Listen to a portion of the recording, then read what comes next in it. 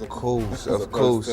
I've just spoke to Frank now. I'm a bit upset that it's in Belfast. You know what I'm saying? But like I say, we're going to travel Great Britain, and this is the next stop. But I've heard in June we're going to box in Wembley, and that's my area, North West London, Wembley Arena in June. So I can look forward to that, man, as well.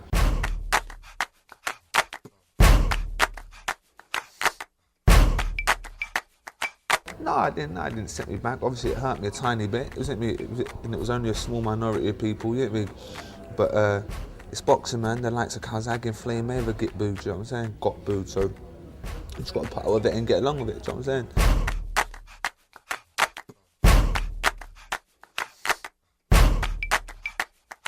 I don't care, that's what I'm saying. If I end up half what they are, I'm cool, you get me?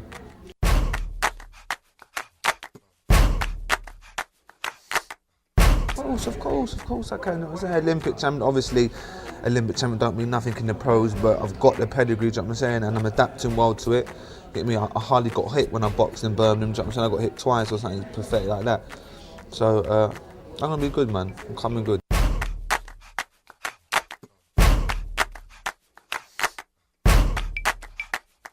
Put on a good show over there, and I'll be getting heaps of cheers from the Irishman, hopefully, you know what I'm saying? But I'm looking forward to it.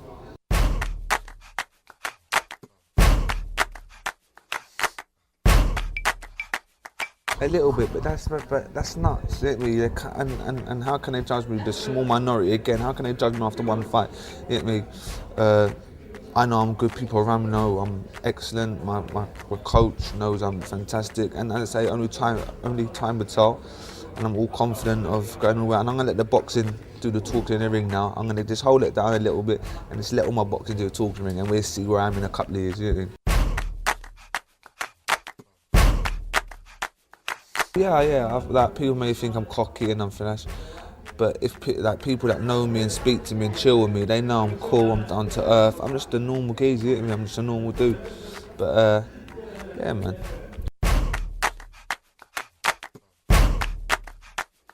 Fantastic. You train me like a soldier. Obviously now the fights, I've got like 7 weeks. I'm gonna probably have this weekend off. Then I'll be back in the gym on Monday doing the mad graft for like 7 weeks. Oh my God, of course. The geezer he's a soldier, mate. Serious. He does all my running with me. He runs. The geezer's 48 years of age, and the geezer runs with me. He does all my groundwork with me. So yeah, man, he's a good old trainer.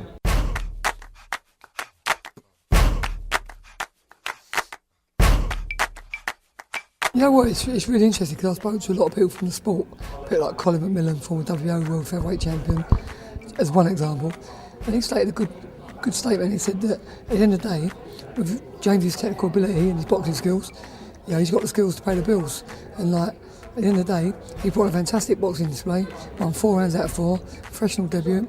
So really, the people who booed him, they got to hold their heads in shame really, because they're not great. They're not great sort of people who understand boxing.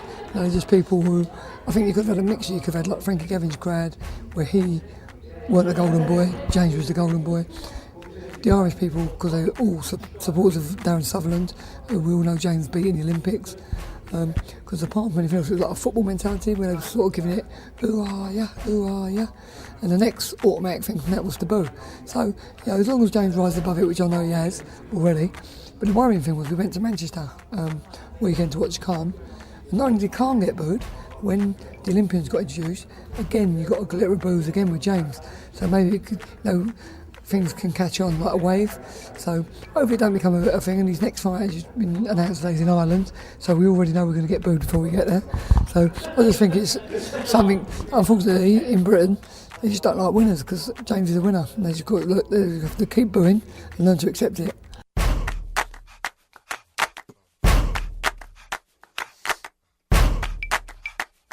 I don't think so, I know so.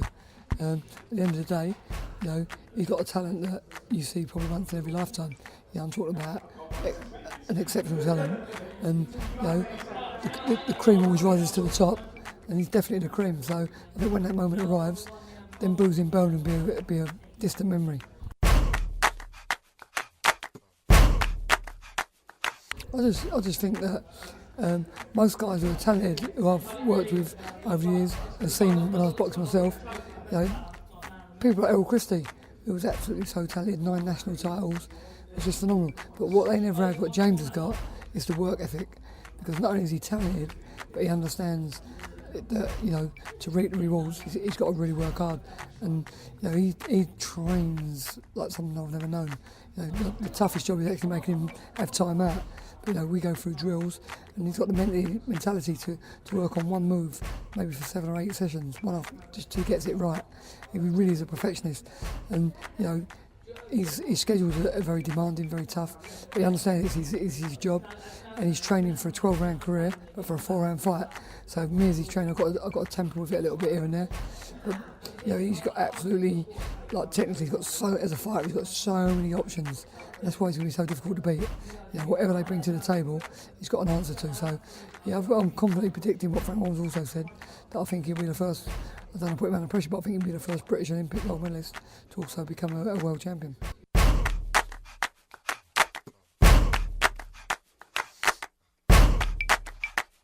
I can sort of talk through experience. You know, I boxed at the highest level as an amateur, and also, you know, for the WBC and WBA world titles. So I know what it takes to get there. I've been there myself. You know, I've boxed legends like Zuma Nelson, British legends like Barry McGuigan. You know, and I've been at that level, and I know what it takes to get there. So when I look at the attitude that James has got, look at the ability he possesses. You know, if people just sat down for a minute and listened to what Frank said today, if you look at what he achieves as an amateur, look at the records of the guys he beat. You know, the transition, basically that's what it is, a transition. I think it can be really simple, because if the person's got the right mental status, which is 80% of your battle, then they can go all the way. And James's mental status is absolutely bang on. You know, his mind is perfect, and he's so into what he's doing. You know, he ain't walking around thinking he's all Harrison, thinking he's a glamour boy, thinking like, I'm above you, I can manage and promote myself. He's got his family close around him. He's doing everything right. It's a learning curve. In the first 10 fights, I don't think you're going to see what any of these Olympians can do.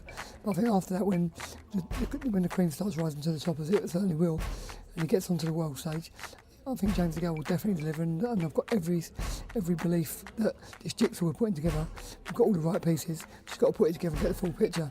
And I think once I get the full picture, that'll be a picture of him with a world championship belt right around his waist.